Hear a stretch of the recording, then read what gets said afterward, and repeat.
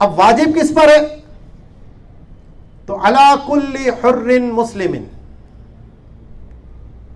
تو یہ ہر آزاد پر واجب ہے. تو غلام کے اوپر نہ زکوٰۃ واجب ہے کیونکہ وہ تو ملکیت ہی نہیں رکھتا. تو آزاد پر صدقہ فطر واجب ہوتا ہے اور مسلمان پر.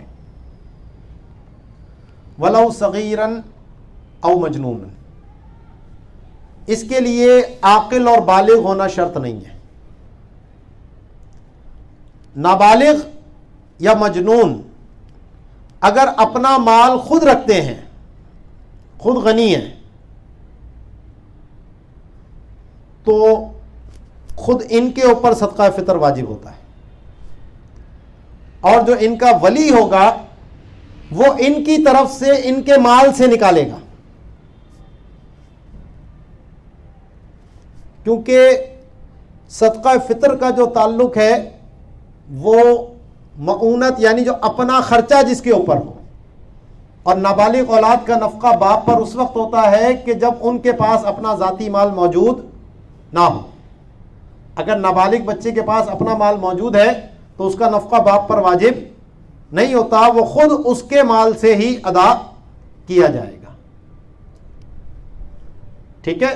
تو اسی لیے اس کے لیے بالغ ہونا بھی شرط نہیں ہے اور اس کے لیے عاقل ہونا بھی شرط نہیں ہے. حتی لو لم یخرجھا ولیہما،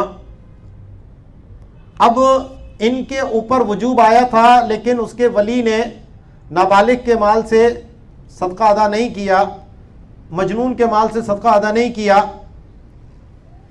اور نابالغ بالغ ہو گیا یا مجنون تھا وہ صحت مند ہو گیا، تو وجب الاداء بعد البلوغ،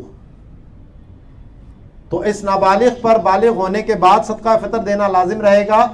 اور اسی طرح مجنون کے اوپر جب وہ صحت مند ہو گیا تو اس کو صدقہ فطر دینا لازم ہوگا.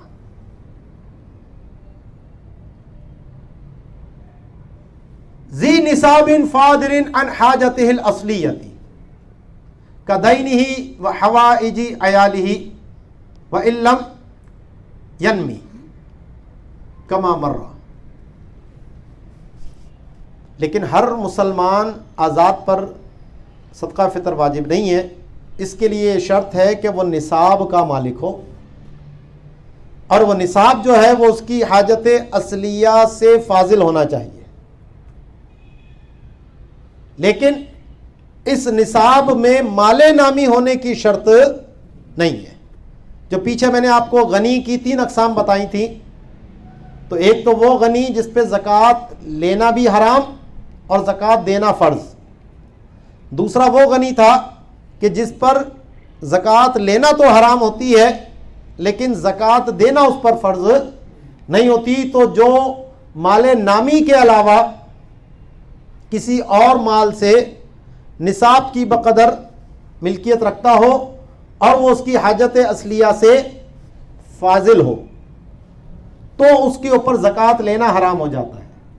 اور میں نے وہاں بھی بتایا تھا کہ اس نصاب سے 4 احکام کا تعلق ہوتا ہے: اخذ زکوٰۃ کی حرمت، صدقہ فطر کا وجوب، قربانی کا وجوب، اور اقارب کے نفقے کا وجوب. تو یہی بات یہاں پر فرماتے ہیں کہ واجب ہے جو نصاب والا ہو، ایسا نصاب جو اس کی حاجت اصلیہ سے زائد ہو، جیسا کہ اس کا دین اور اس کے عیال کی حاجات، اگرچہ وہ مال نامی نہ ہو، جیسا کہ پیچھے گزر چکا ہے. وَبِهِ أَيْ بِهَذَا النِّصَابِ تَحْرُمُ الصَّدَقَةُ كَمَا مَرَّ، کہ جو اس طرح کا نصاب رکھتا ہو اپنی ملکیت میں تو اس کے اوپر صدقہ لینا حرام ہو جاتا ہے. وَتَجِبُ الْأُضْحِيَّةُ، اور قربانی بھی اس پر واجب ہو جاتی ہے. وَنَفْقَةُ الْمَحَارِمِ عَلَى الرَّاجِحِ، اور محارم کا نفقہ بھی اس کے اوپر واجب ہو جاتا ہے راجح قول کے مطابق.